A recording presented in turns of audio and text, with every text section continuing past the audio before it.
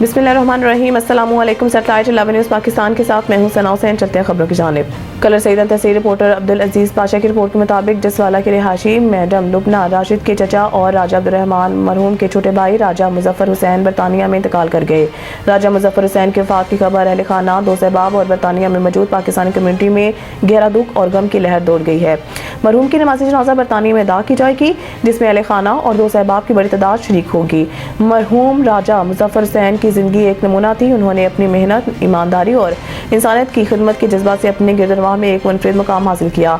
वो एक मेहनती और नेक दिल इंसान थे जिन्होंने अपनी ज़िंदगी को दूसरों की भलाई के लिए वक्फ किया। इनके इंतकाल से ख़ानदान, दोस्तों और तमाम जानने वालों को नाकाबिल तलाफ़ी नुकसान पहुँचा है।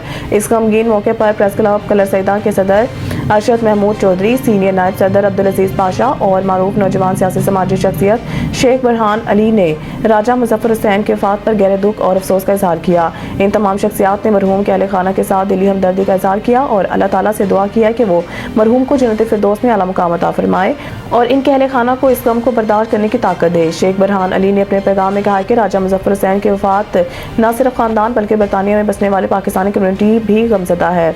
इनका इंतकाल एक बहुत बड़ा खला छोड़ गया है जो हमेशा महसूस किया जाएगा। इनकी नेक सीरती, इंसानियत की खिदमत और दयानतदारी हमेशा याद रखी जाएगी।